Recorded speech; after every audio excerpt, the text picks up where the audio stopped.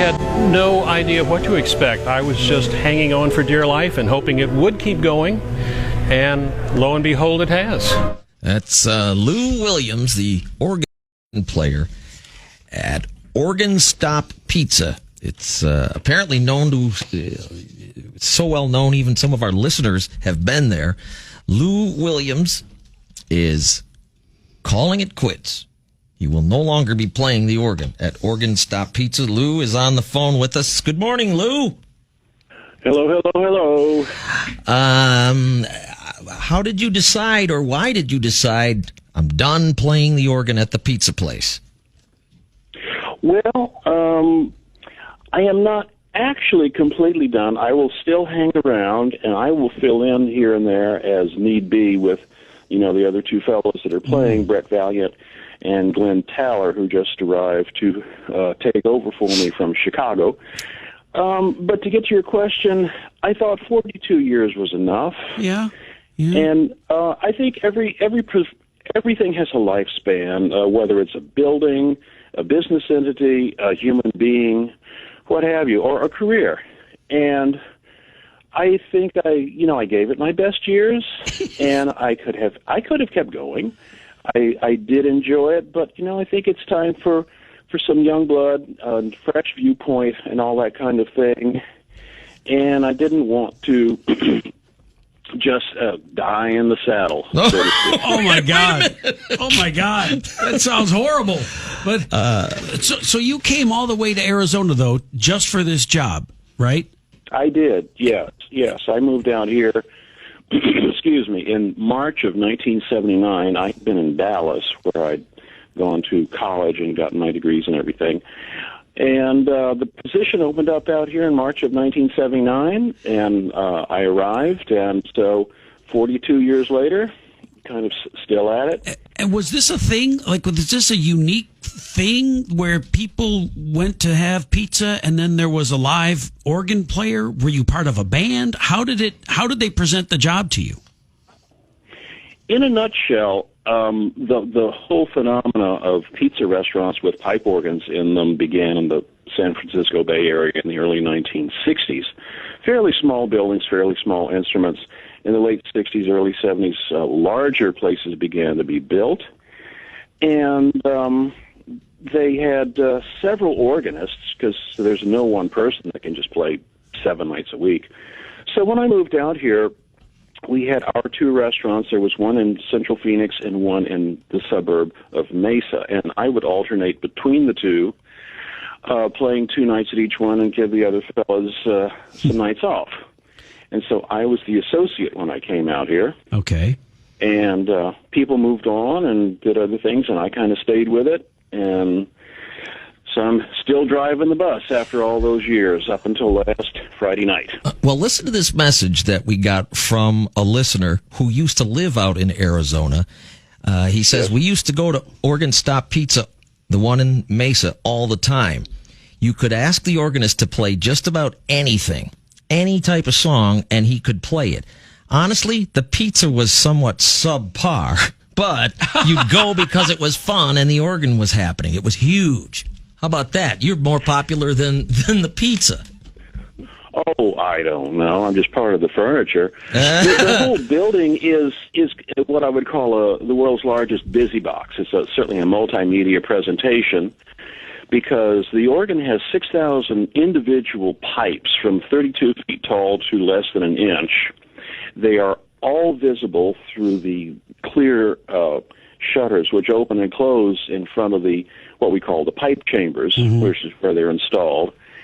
And out in the room, we have about 40 different percussion instruments and sound effects for people to see. They're tuned bird whistles and tuned cowbells for all the folks from Wisconsin, and tuned timpani, and just about anything you can name. We have 2 pianos. There's a grand piano and an upright, so on and so forth. And so everybody's just, golly, Mildred, look at that up there. And it's never a dull moment. So was part of it, as our listener said, and we're getting from other people, I've been there many times. It's awesome. What an experience. Such a cool place. Whenever we're in that part of the country, we make a point to stop there. But going back to what the one listener said, Was it true that you could play any song they requested? And had you ever been stumped or weren't able to play one? Well, it's very kind to say you can play everything, but there's no person in the world, to my knowledge, that knows everything ever written. And you have to have a core repertoire of about 15 hours worth of music, which you can play off the top of your head. Wow. But you're always going to get stumped because, particularly today with streaming and music coming from sources 24/7, it's impossible to keep up with everything. Okay, but specifically, this listener pointed out that he requested a Rush song. Sure enough, the organist played it. Is that accurate? Well, yeah, it obviously wasn't me because I don't know any Rush, but my colleague Brett, he's quite up on everything. Okay, and very, very astute for the newer kinds of music. And you said that it's a good idea to have about 15 hours of music committed to memory, which I can't even imagine. But when you're playing, do you create a playlist? Like, I used to DJ weddings, and like football coaches will say, yeah, my first 15 plays are already scripted out. Well, at a wedding, your first 15 songs are already scripted out. When you come into work, do you have a playlist in your head, or are you just kind of going to go with the flow? Well, a little both. When I walk in the evening to begin playing, I look around the room, and just by the people who are sitting there, it already gives me an idea of what to play. I'm going to have to play Smoke on the Water tonight. I can tell. A lot of black T-shirts in here. Oh, yeah. Yeah? Yes. But where we differ a little bit is we have request cards available for the patrons. So they can take a request card, write what they want to hear on it, and we have a little wooden tray up there that they just leave it in. I take the request cards, I go through them, and I will put them up on the music rack to refer to. Mm-hmm. And I've got generally 45 minutes in which to play as many of these as I can. Keep the program moving. Don't play the same type of music for too long. Keep it mixed up. And then you also have to do weddings and birthdays and anniversaries and that kind of thing. Sure. So you're always playing those. So you really have to develop a very, very secure sense of timing. Mm-hmm. And so within that 45 minutes, you can play the requests and indulge yourself a little bit around the edges, and then bring that particular set to a close. And then 15 minutes later, you start the next one all over again.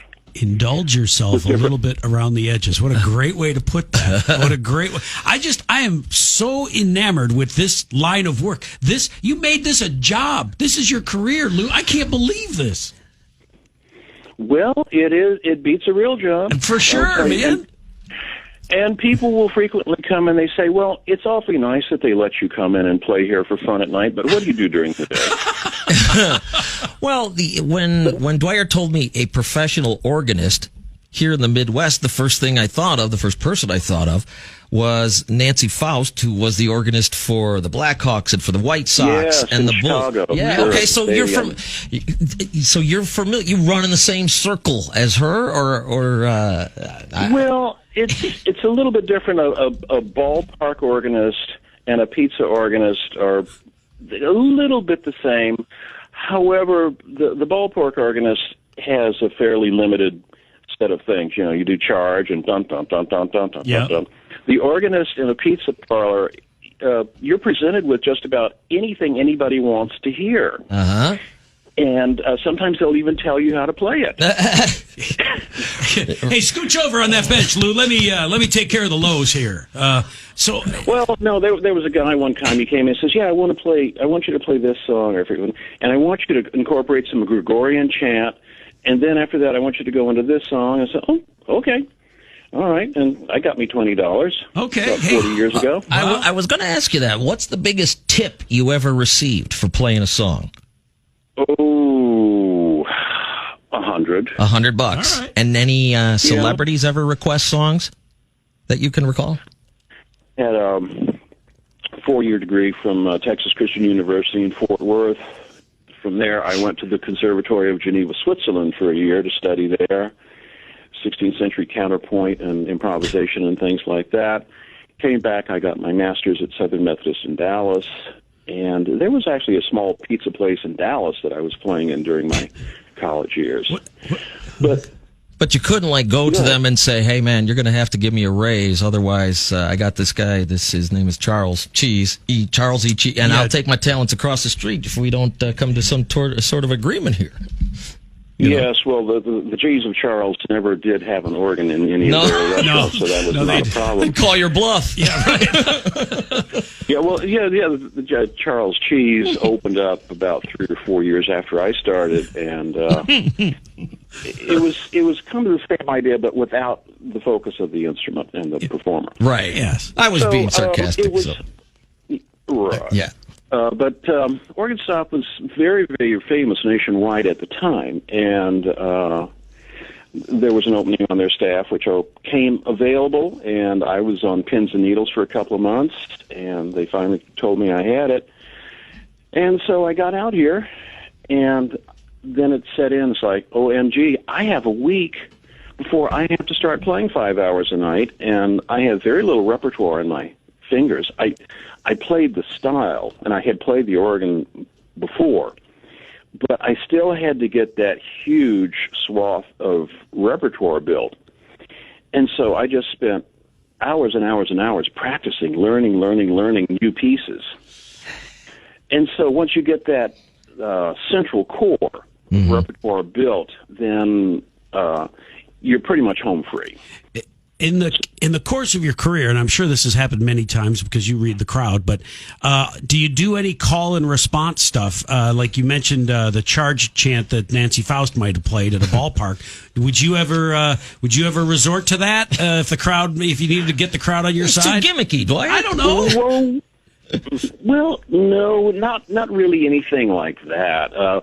Back in the day, you used to play the William Tell Overture, and of course, in television back in the 50s and 60s, there was the Lone Ranger serial, and the William Tell Overture was always the theme music for that. And it starts with a big opening fanfare. You'd stop, and people would go "Hi-Yo Silver," and then off you'd go. All right, so a little bit of call and response, but mostly you're there to just kind of lift the mood. Yeah. And of course, we have spring training down here as well, and the Cubs are down in Mesa, and of course, everybody wants "Go Cubs, go!" Oh, right. That's a shame. So, and that gets them going. But that's where we are. You have, based on the emails and messages that we're getting, you have a lot of fans here in where we're broadcast throughout Iowa, Illinois, parts of Missouri. So people.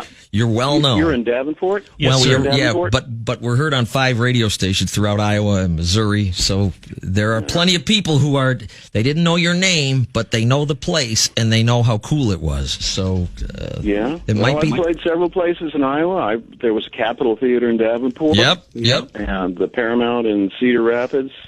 So I've played a couple of the joints up there. Joints, all right, that's cool. Well, I love that you're somewhere between like a classical pianist and or a classical organist and like a hep cat from the '60s. I get a really chill vibe from you, man. What a cool job! What a cool job! Beats working, like you said, It's fun. It's fun, but as time moves on and the audience gets younger. It's time for somebody younger up in the front to kind of hit them where they live and be more of a contemporary. I can still keep up with a lot of the newer stuff, but it takes a lot more time, a lot more effort, and a lot more analysis of the type that I did when I was in college doing advanced analysis, things like that. But if you stop and think, and tell me if I'm rabbiting on too long. Oh, well, we do got to wrap up, but that's all right. No one could argue that you didn't put in your time or you didn't serve your pay your dues, so to speak. And I'm concerned about the two who are left behind when the crowd finds out that Lou's not there. They're going, oh, come on, of all the days. I don't think it's going to be a lot of hand-wringing. All right. Well, congratulations on your 42 years as the lead organist at Organist Pizza, an icon down in Mesa, Arizona. Enjoy your retirement there, Lou. Thanks for chatting with us. Okay, thanks to you guys. All right, take it easy. There you go. Lou Williams. How many of those? I mean, There's 2. Yeah, that's like a very small niche job description. That you're playing live organ in a pizza place. Yep. Wow.